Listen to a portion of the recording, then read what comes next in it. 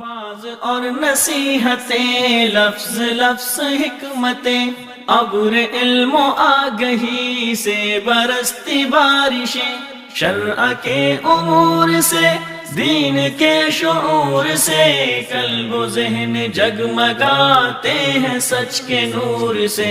خطبہ جمعۃ المبارک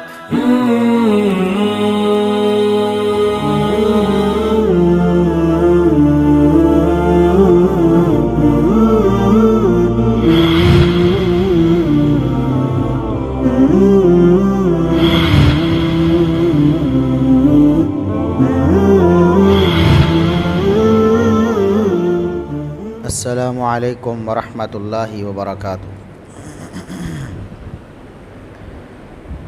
ان الحمد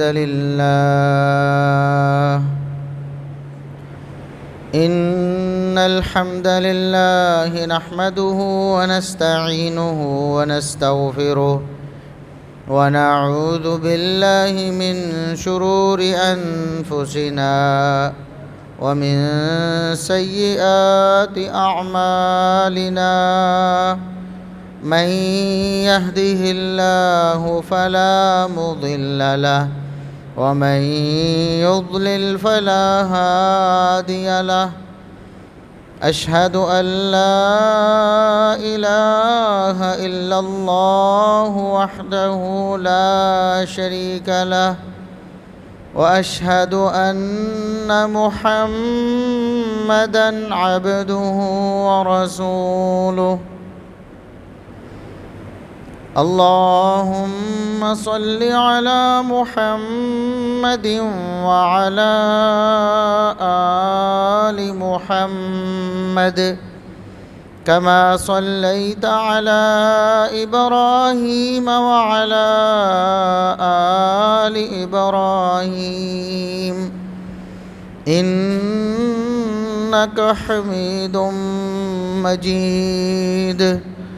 اللهم بارك على محمد وعلى آل محمد كما باركت على إبراهيم وعلى آل إبراهيم إنك حميد مجيد۔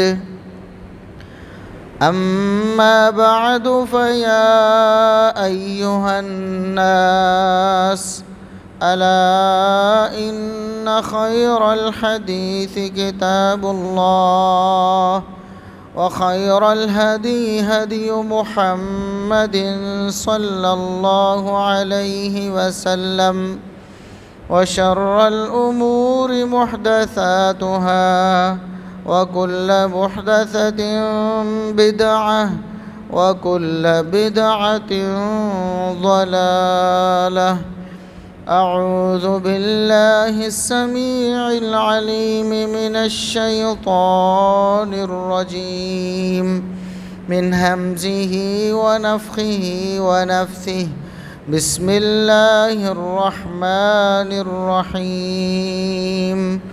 وَلِكُلِّ أُمَّةٍ جَعَلْنَا مَنسَكًا لِيَذْكُرُوا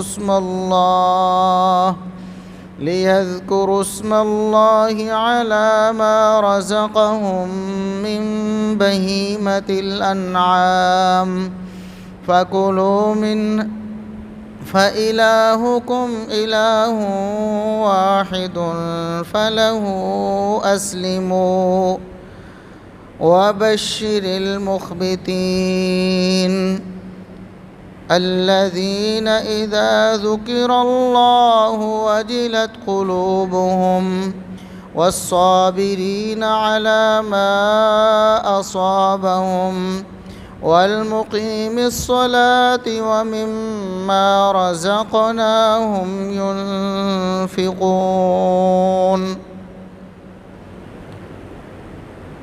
انتہائی قابل احترام بزرگوں، عزیز نوجوان ساتھیوں، معززات و مکرمات اسلامی ماں اور بہنوں، ہر قسم کی حمد و ثنا، تعریف و تمجید، کبریائی، بڑائی، رفعت و عظمت اللہ رب العزت کے لیے جو پوری کائنات کو پالنے والا ہے، بے شمار لا تعداد بے حد و حساب درود و سلام پیغمبر آخر الزماں، محسن انسانیت، محسن کائنات جناب محمد الرسول اللہ صلی اللہ علیہ وسلم کی ذات اقدس پر آج ذوالقعدہ کی 24 تاریخ ہے۔ یہ اسلامی مہینوں میں سے 11واں مہینہ ہے۔ اس کے بعد آخری مہینہ ذوالحجہ وہ شروع ہونے والا ہے۔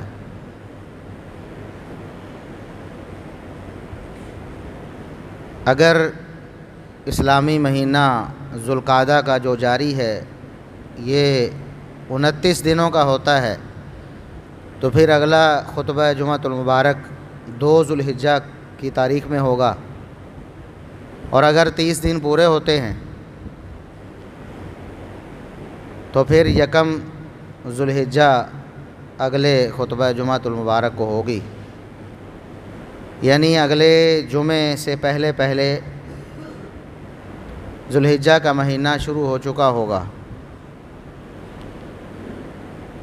ذوالحجہ کا مہینہ اللہ رب العزت کے ہاں بہت ہی شان اور مقام والا مہینہ ہے،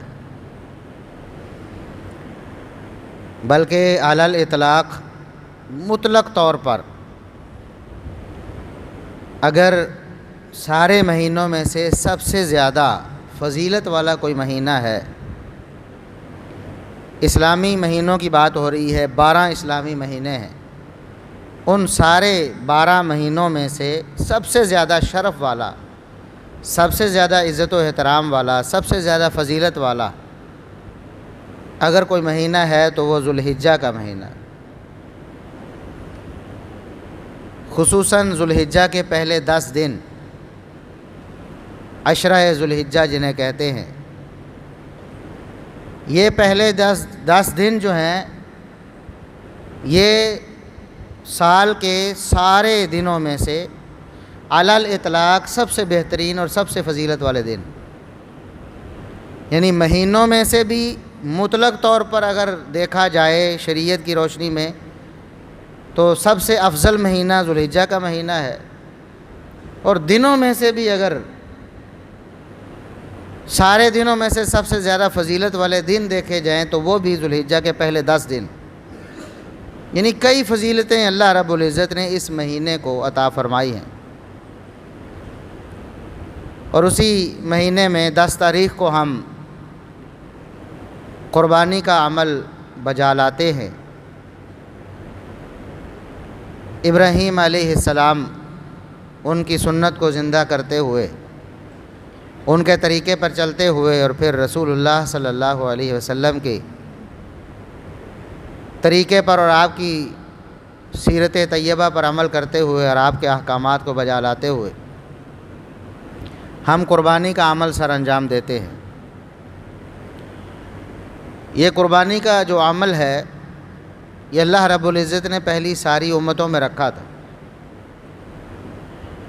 سورہ حج میں اللہ رب العزت نے ارشاد فرمایا وَلِكُلِّ أُمَّةٍ جَعَلْنَا مَنْسَكًا، ہم نے ہر امت میں قربانی کا تصور رکھا، قربانی کو مشروع رکھا۔ لِيَذْكُرُوا اسْمَ اللَّهِ عَلَى مَا رَزَقَهُم مِّن بَهِيمَةِ الْأَنْعَامِ، تاکہ جو مویشی چوپائے ان کے پاس اللہ رب العزت کے دیے ہوئے مال سے ہیں وہ ان پر اللہ کا نام لے سکیں، یعنی ان کو اللہ کے نام پر قربان کر سکیں۔ تو یہ قربانی کی تاریخ یہ صرف ہماری امت محمدیہ کے حوالے سے نہیں ہے بلکہ پرانی ہے۔ جس طرح روزوں کے بارے میں اللہ رب العزت نے فرمایا کما کتب علی الذین من قبلکم، کہ یہ پہلی امتوں پر بھی فرض تھے، ہاں کیفیت مختلف تھی، دورانیہ مختلف تھا، انداز مختلف تھا، احکامات مختلف تھے، لیکن روزے کسی نہ کسی صورت میں ہر امت پر فرض تھے۔ اسی طرح قربانی مشروع تھی ہر امت کے پاس کسی نہ کسی صورت میں، جیسے اللہ رب العزت کو منظور تھا اور مقبول تھا، تو ہماری امت میں بھی قربانی کو مشروع رکھا گیا۔ یہ انتہائی عظمت والا عمل ہے، انتہائی اجر و ثواب والا عمل ہے۔ تو یہ جو 10 دن ہمارے شروع ہونے والے ہیں اگلے خطبہ جمعۃ المبارک سے پہلے پہلے، ایک تو ان کے حوالے سے جو احکامات ہیں اور جو مسائل ہیں وہ ہم نے ذہن نشین کرنے ہیں تاکہ ہم ان میں کوتاہی کے مرتکب نہ ہو جائے۔ سب سے پہلی بات تو یہ ہے کہ لوگ قربانیاں خرید رہے ہیں، یہ سیزن ہے، قربانی کے جانور لوگ خرید رہے ہیں۔ تو جو شخص قربانی کرنا چاہتا ہے سب سے پہلے تو اس کے لیے حکم ہے، اللہ رب العزت کی طرف سے رسول اللہ صلی اللہ علیہ وسلم کی زبانی، کہ جو شخص قربانی کرنا چاہتا ہے اس کا ارادہ ہے کہ میں قربانی کروں، اس نے قربانی کا جانور اگرچہ ابھی نہیں خریدا تب بھی اس پر یہ لازم ہے کہ اگر وہ ذوالحجہ کا چاند دیکھ لیتا ہے، یعنی ذوالحجہ کے آغاز کا اس کو علم ہو جاتا ہے، رؤیت کے ذریعے یا 30 دن پورے ہو جاتے ہیں، تب ذوالحجہ کے مہینے کا آغاز ہو جاتا ہے اور قربانی کا ارادہ ہے، خریدی ہے تب بھی اور اگر ابھی خریدنی ہے تب بھی، اس کو قطعاً اجازت نہیں ہے کہ وہ ان 10 دنوں میں قربانی کرنے سے پہلے پہلے اپنے بالوں کو تراشے، کاٹے، مونڈے یا اپنے ناخنوں کو تراشے۔ یہ 2 کام اس کے لیے سختی سے منع ہے اور حرام ہے، اس کے لیے اجازت نہیں ہے اگر وہ قربانی کرنا چاہتا ہے۔ لہٰذا جو احباب قربانی کرنا چاہتے ہیں، ان کا ارادہ ہے قربانی کا، تو وہ اس چیز کا دھیان کریں کہ ذوالحجہ کے چاند کے طلوع ہونے سے پہلے یا اس مہینے کا آغاز ہونے سے پہلے وہ اپنے ان کاموں سے فارغ ہو جائیں۔ انہوں نے بال بنوانے ہیں تو اس سے پہلے پہلے جسم کا ہر بال اس میں شامل ہے، ہر بال اس میں شامل ہے۔ اسی طرح جسم کا ہر ناخن اس میں شامل ہے، اگر اس نے تراشنے ہیں تو وہ ذوالحجہ کے آغاز سے پہلے پہلے تراش لیں۔ یعنی ہمارے ہاں اگر 29 دن کا مہینہ یہ ذوالقعدہ کا ہوتا ہے تو پھر بدھ والے دن شام کو چاند نظر آ جائے گا، اگر 29 کا مہینہ ہوا تو، یعنی اس کو بدھ والے دن مغرب سے پہلے پہلے اپنے ان سارے کاموں سے فارغ ہونا ہوگا، تاکہ اگر رؤیت ہو جاتی ہے اور مہینے کا آغاز ہو جاتا ہے تو اس کے بعد پھر وہ روکا رہے گا قربانی کرنے تک۔ اور اگر 30 دنوں کا مہینہ ہوتا ہے تو پھر اس کو اگلے دن بھی یعنی جمعرات والے دن بھی مغرب سے پہلے پہلے اجازت ہوگی کہ وہ اپنے بال کاٹ سکتا ہے، کٹوا سکتا ہے، مونڈ سکتا ہے، ناخن تراش سکتا ہے۔ لیکن اس بات کا یقینی طور پر علم نہیں ہوتا کہ مہینہ کب شروع ہونا ہے، ہو سکتا ہے بدھ والے دن شام کو رؤیت ہو جائے اور جمعرات کو پہلی تاریخ ہو، لہٰذا اس سے پہلے پہلے بدھ والے دن ہی آپ ان کاموں سے فارغ ہو جائیں۔ دوسری بات، رسول اللہ صلی اللہ علیہ وسلم نے کمال شفقت اور رحمت کرتے ہوئے اپنی امت کے غریبوں پر، مفلسوں پر ایک بشارت سنائی ہے، ایک فرمان جاری کیا۔ آپ صلی اللہ علیہ وسلم نے ارشاد فرمایا کہ جو شخص قربانی کی استطاعت نہیں رکھتا، دل میں جذبہ ہے، تڑپ ہے کہ میں بھی قربانی میں حصہ لوں، لیکن اس کے حالات مالی طور پر اس کو اجازت نہیں دیتے، وہ قربانی کرنے کے قابل نہیں ہے کہ وہ قربانی میں حصہ لے، لیکن اس کے دل میں تڑپ ہے، طلب ہے، خواہش ہے کہ کاش میں بھی قربانی کروں، تو اس کو پریشان ہونے کی ضرورت نہیں ہے۔ مقصد تو قربانی کا ثواب لینا ہے۔ کتنے لوگ ایسے ہیں جو مہنگے مہنگے جانور قربان کر کے بھی اللہ رب العزت سے کوئی بھی اجر نہیں لے سکیں گے، اس کی وجوہات کیا ہیں یہ انشاءاللہ آئندہ خطبات میں آپ سماعت فرماتے رہیں گے۔ اعتقادی طور پر، عملی طور پر، فکری طور پر بہت سارے ایسے عوامل ہیں جو انسان کی قربانی کو ضائع کر دیتے۔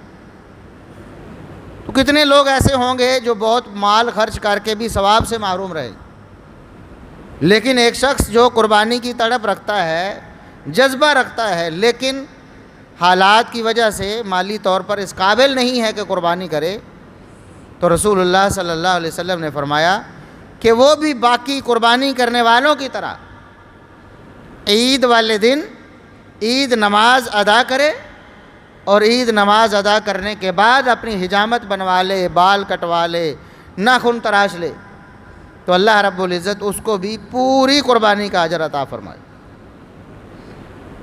تو جو لوگ قربانی نہیں کر سکتے اور ثواب لینا چاہتے ہیں تو ان کے لیے بھی موقع ہے، وہ بھی ان 10 دنوں میں اپنے آپ کو روکیں حجامت وغیرہ بنوانے سے، اور عید والے دن نماز پڑھ کے وہ اپنی حجامت بنوا لیں، ناخن تراش لیں، بال کاٹ لیں جو کاٹنے والے ہیں یا مونڈنے والے ہیں، تو اللہ رب العزت اس کو بھی قربانی کا پورا اجر عطا فرمائے۔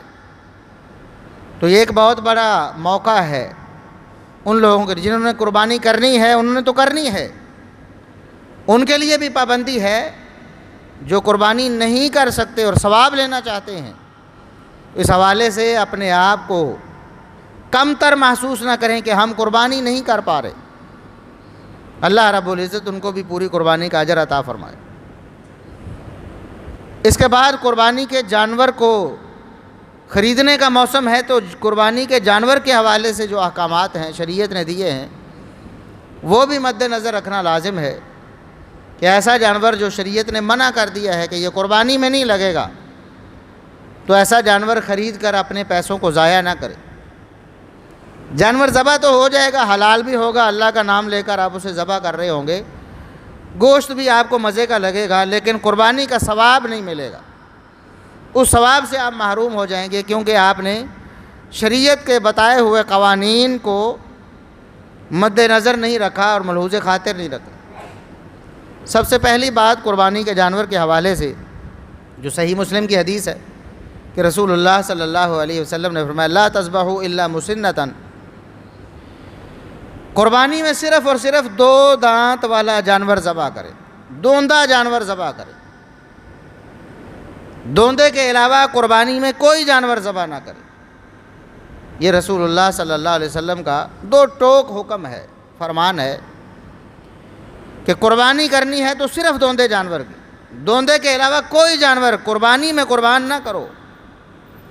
الا ان یعثر علیکم، ہاں اگر تم پر تنگی اور مصیبت آ جائے، پریشانی کا شکار ہو جاؤ تم، مشکل ہو جائے تم پر، تو پھر کیا کرنا ہے، یعنی دوندہ جانور مشکل ہو گیا ہے۔ 2 صورتیں ہیں مشکل ہونے کی، ایک یہ ہے کہ آپ کو مارکیٹ میں اویلیبل ہی نہیں، منڈی میں مل ہی نہیں رہا، کوشش کر رہے ہیں دوندہ جانور نہیں ہے، آج کل تو خیر ایسی کوئی صورتحال نہیں۔ دوسری صورت تنگی کی ہے کہ آپ استطاعت نہیں رکھتے کہ دوندہ جانور ذبح کریں، آپ کی پسلی اتنی نہیں ہے کہ دوندہ جانور ذبح کریں، تو فَتَذْبَحُوا جَزَعَةً مِّنَ الضَّأْنِ، صحیح مسلم کے الفاظ ہیں، تو پھر بھیڑ کی نسل سے جزع، پکا کھیرا جس کا اردو میں ترجمہ کیا جاتا ہے، اور اس کے بارے میں اہل لغت نے، عرب نے یہ بتایا ہے کہ وہ 1 سال کا ہو، کم از کم اس کی عمر 1 سال ہو۔ بھیڑ کی نسل سے یعنی وہ چھترا ہو، وہ دمبا ہو، بھیڑ کی نسل سے 1 سال کا جانور تم ذبح کر سکتے ہو، اس صورت میں جب تنگی آ جائے، مارکیٹ میں مل نہ رہا ہو، یا آپ کے پاس دوندہ کرنے کی استطاعت نہ ہو، تو پھر 1 سال کا بھیڑ کی نسل سے، دمبے کی نسل سے جانور تم ذبح کر سکتے ہو۔ اب یہ استثناء جو بھیڑ کی نسل کا ہے، 1 سال کا جانور، یہ استثناء خود محمد الرسول اللہ صلی اللہ علیہ وسلم نے فرمائی ہے، یہ اجازت ہے، اور صرف اسی صورت میں جو آپ صلی اللہ علیہ وسلم نے بتائی ہے۔ اس کے علاوہ کسی صورت میں دوندے کے علاوہ جانور قربانی میں نہیں لگے گا، وہ قربانی قبول نہیں ہوگی۔ ایک دوسری حدیث صحیح بخاری وغیرہ میں وہ بھی بڑی واضح ہے۔ ایک صحابی نے رسول اللہ صلی اللہ علیہ وسلم کا خطاب سنا، خطبہ عید الاضحیٰ، قربانی کی عید کا خطبہ آپ صلی اللہ علیہ وسلم ارشاد فرما رہے تھے، اور آپ نے فرمایا کہ قربانی جو ہے اسی صورت میں قبول ہوگی جب عید نماز کے بعد کی جائے۔ ایسا نہ ہو کہ عید نماز پڑھنے سے پہلے ہی تم جانور قربان کرتے رہو، ایسی صورت میں قربانی نہیں ہوگی۔ ایک صحابی کھڑے ہو گئے، اللہ کے رسول مجھے تو علم نہیں تھا، ابھی آپ کا فرمان میں نے سنا ہے، میں تو آپ کے فرمان سننے سے پہلے ہی اپنا جانور ذبح کر سکا ہوں، قربانی کر چکا ہوں۔ صبح سویرے میں اٹھا، فجر کی نماز پڑھی تو میں نے جلدی جلدی اپنی قربانی کر دی، اور اب میں نے آپ کا خطبہ سنا ہے اور آپ نے فرمایا قربانی ہوتی نہیں، میرے لیے کیا حکم ہے؟ آپ نے فرمایا کہ گوشت تو ہو گیا، قربانی نہیں ہوئی، قربانی کے لیے یہ لازم ہے کہ وہ عید نماز پڑھنے کے بعد کی جائے۔ صحابی نے عرض کیا اللہ کے رسول اب میں قربانی کرنا چاہتا تھا، شوق سے ثواب لینا چاہتا تھا، اسی لیے میں نے جانور ذبح کیا، میری قربانی تو نہیں ہوئی۔ اب میرے پاس ایسا کوئی جانور نہیں ہے جو آپ کی بتائی ہوئی شرائط پر پورا ہوتا ہو، جس کی میں قربانی کر سکوں۔ میرے پاس تو بکرے کی نسل سے ایک کھیرا جانور ہے، بکرے کی نسل سے ایک جزع ہے، بھیڑ کی نسل سے نہیں، بکرے کی نسل سے ایک کھیرا جانور ہے، 1 سال کا جانور۔ اب میرے لیے حکم فرمائیں میں اس کو قربان کروں یا نہ کروں، کیونکہ وہ شرط پر پورا نہیں اترتا۔ تو آپ صلی اللہ علیہ وسلم نے فرمایا کہ آپ کو چونکہ پتہ نہیں تھا اور آپ کی خواہش بھی ہے قربانی کرنے کی، آپ کے علم میں نہیں تھا، آپ نے پہلے ذبح کر دیا، آپ وہ جانور بکرے کی نسل سے 1 سال کا کھیرا ذبح کر دیں۔ وَلَن تُجْزِيَ أَحَدًا بَعْدَكَ، لیکن یہ بات غور سے سن لو کہ آپ کے بعد کسی کو یہ اجازت نہیں، صرف آپ کے لیے یہ استثناء ہے بکرے کی نسل سے کھیرا کرنے کا، آپ کے لیے یہ گنجائش ہے، آپ کے بعد کبھی بھی کسی سے ایسی قربانی قبول نہیں ہوگی۔ تو کیا معلوم ہوا کہ جانور قربانی کا ہمیشہ دوندہ ہونا چاہیے، 2 دانت جس کے گر چکے ہوں، 2 دانتا جانور، دوندہ ہمارے ہاں معروف ہے، تو دوندہ جانور جو ہے وہ ذبح کرنا۔ بعض لوگ یہاں کہتے ہیں جی وہ اصل میں اس کا مطلب ہے 2 سال والا، 2 سال والا جانور ذبح کرنا ہے، حالانکہ جو محمد الرسول اللہ صلی اللہ علیہ وسلم کے الفاظ ہیں وہ بھی بڑے واضح ہیں۔ مسنۃ سن سے ہے، دانت، السن دانت کو کہتے ہیں، قرآن کریم میں بھی لفظ احادیث میں بھی استعمال ہوا۔ دوسری بات یہ ہے کہ شریعت آپ کو کیسے اس چیز کا مکلف کر سکتی ہے جو چیز آپ کے بس میں ہے ہی نہیں، آپ اس کو پرکھ ہی نہیں سکتے۔ اب جانور، قربانی کا جانور منڈی میں آیا ہے، اس کے ساتھ اس کا کوئی برتھ سرٹیفکیٹ تھوڑا ہونا ہے کہ وہ ساتھ میں دکھائے کہ یہ واقعی 2 سال کا ہے اور آپ اس کو لے لیں۔ کیسی عجیب و غریب بات کی ہے بعض لوگوں نے کہ مراد 2 سال کا جانور ہے۔ آپ کے پاس کون سا آلہ ہے یا کون سا آپ کے پاس تھرمامیٹر ہے جس سے آپ یہ جانچیں گے کہ وہ پورے 2 سال کا ہو چکا ہے کہ نہیں؟ کیونکہ معاملہ بڑا حساس ہے، قربانی ہونے یا نہ ہونے کا مدار اس پر ہے۔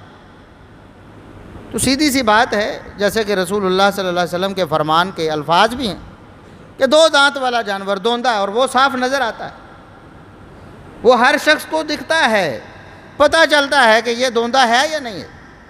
وہ 2 دانت جو گر کر دوبارہ آئے ہوتے ہیں بڑے نمایاں اور واضح ہوتے ہیں باقی دانتوں کے مقابلے میں، تو اس لیے دوندہ جانور یہ شرط ہے۔ اس کے بعد رسول اللہ صلی اللہ علیہ وسلم نے کچھ اور باتیں فرمائی ہیں قربانی کے جانور کے حوالے۔ فرمایا 4 لا تجوز فی الاضاحی، میری امت کے لوگوں 4 قسم کے جانور قربانی میں قبول نہیں ہوتے۔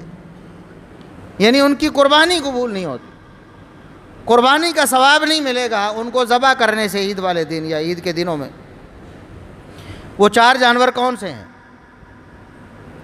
پہلا العوراء بین عورها،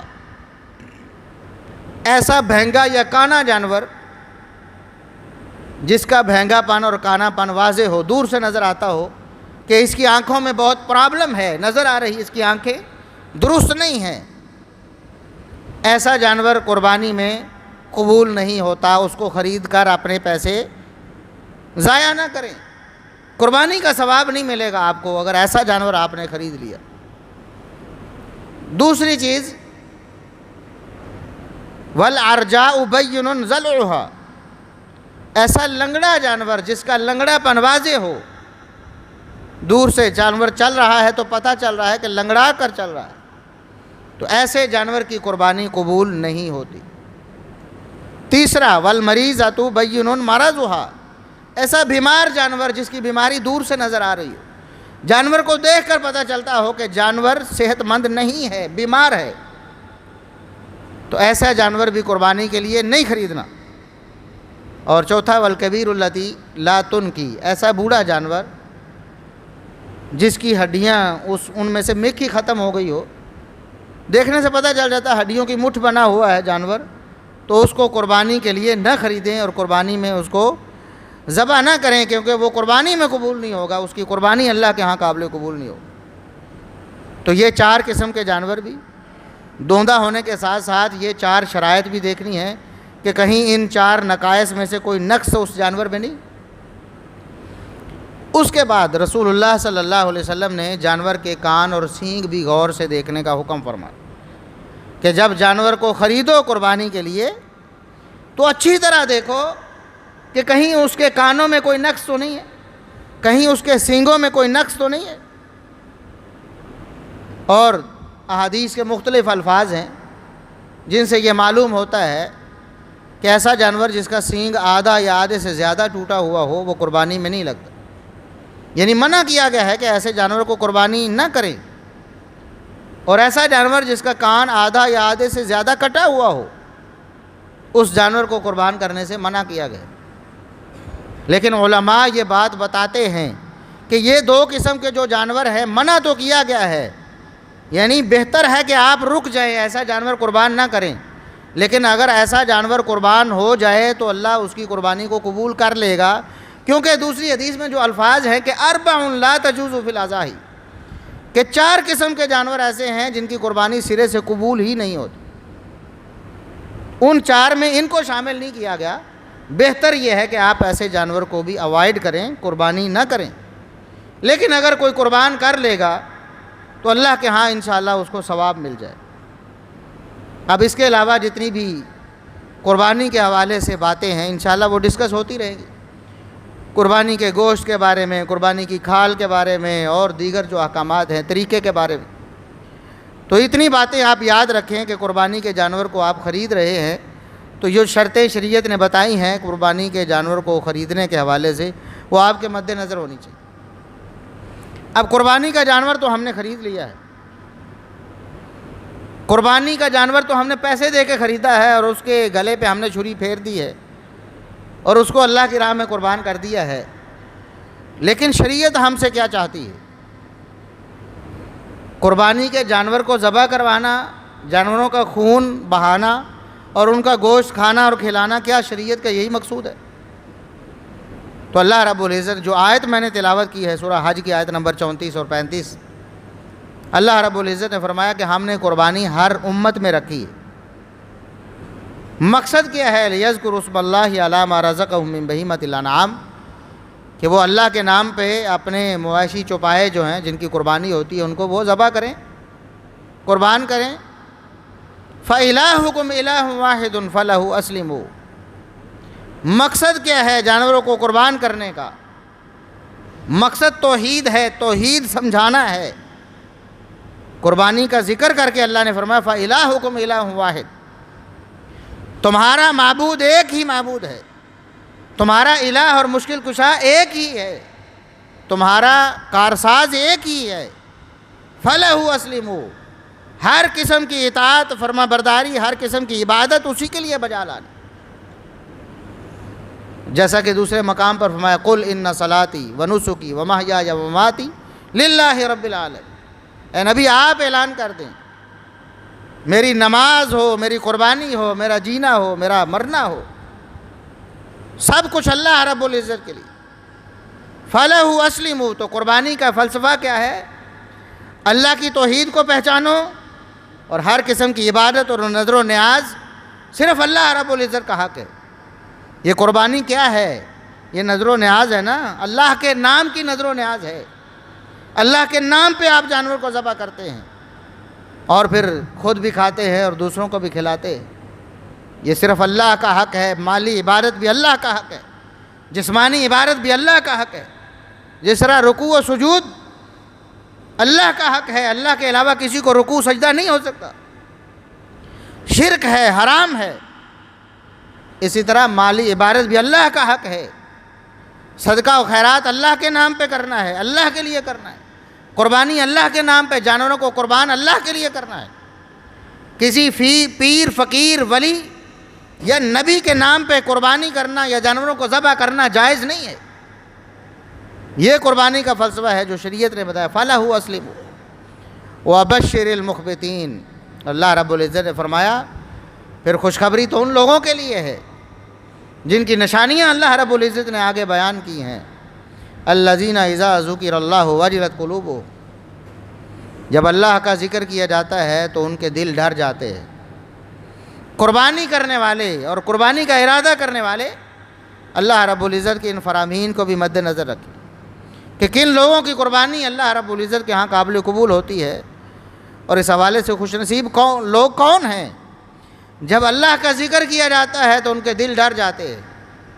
کوئی آیت آتی ہے گناہوں کے حوالے سے، بچنے کے حوالے سے، ڈر جاتے ہیں کہ ہم نے تو بڑے گناہ کیے ہیں، ہم اللہ رب العزت کو کیا منہ دکھائیں گے.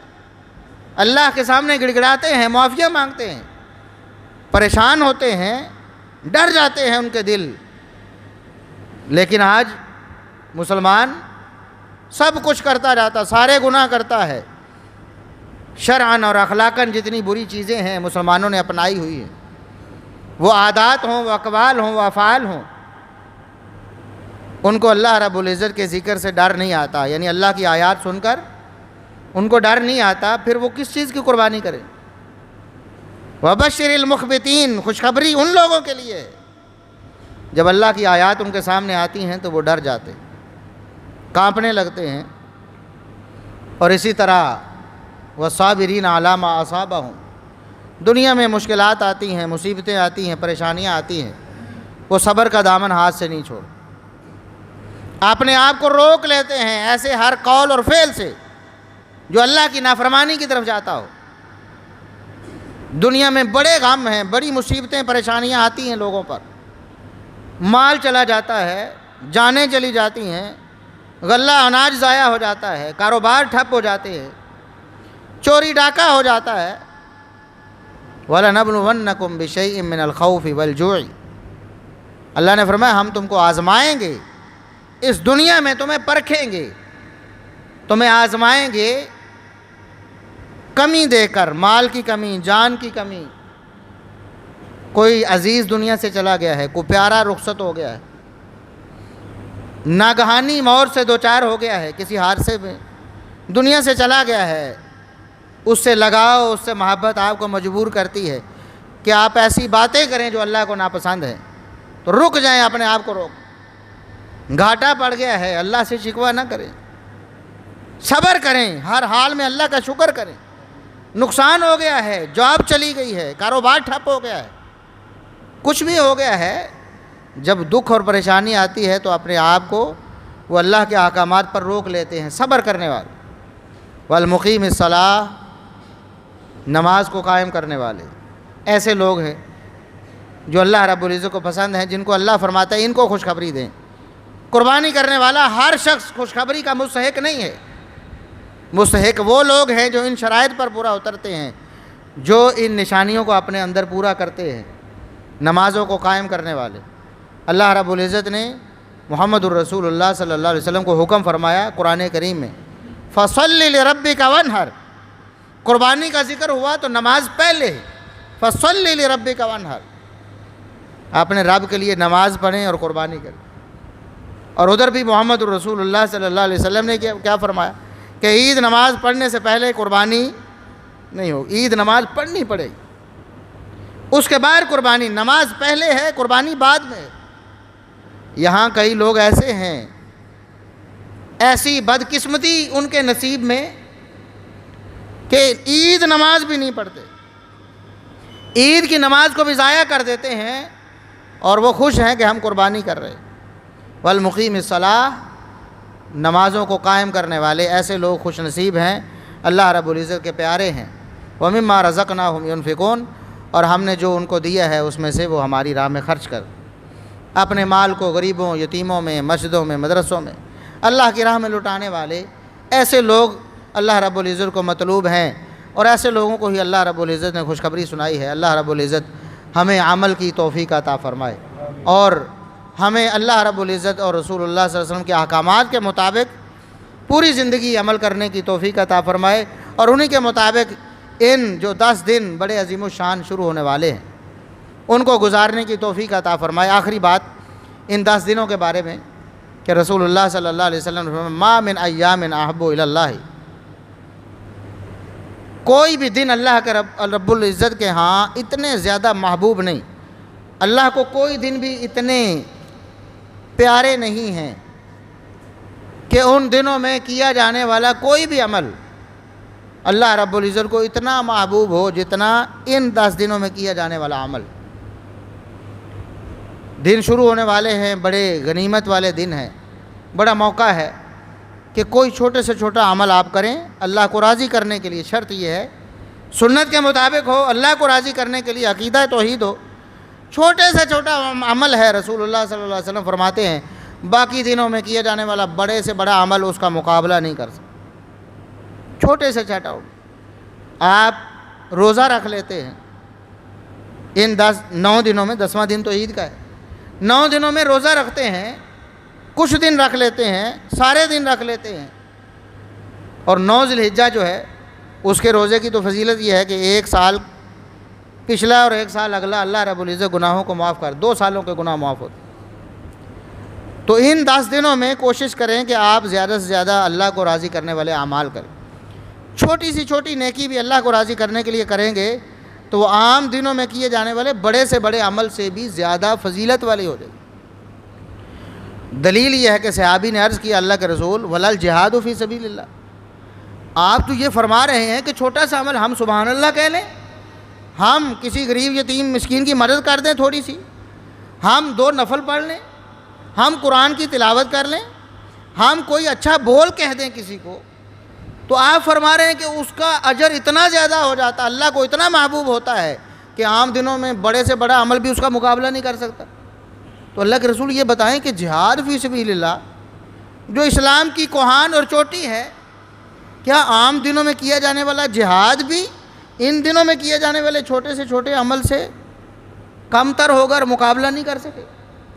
تو آپ صلی اللہ علیہ وسلم نے فرمایا ہاں، جہاد فی سبیل اللہ بھی جو عام دنوں میں کیا جاتا ہے ان 10 دنوں کے چھوٹے سے چھوٹے عمل کا مقابلہ نہیں کر سکتا، سوائے ایک صورت کے، ایک ایسا مجاہد جو اپنا مال لے کر گھر سے نکلا ہے، اپنی سواری کے ساتھ نکلا ہے، اپنی جان لے کر اللہ کے راہ میں نکلا ہے، نہ اس کی جان واپس آتی ہے، نہ اس کا مال واپس آتا ہے، نہ اس کی سواری واپس آتی، سب کچھ اللہ کی راہ میں قربان ہو جاتا ہے، اس کا مقابلہ تو نہیں ہوتا، وہ تو بڑا عظیم عمل ہے۔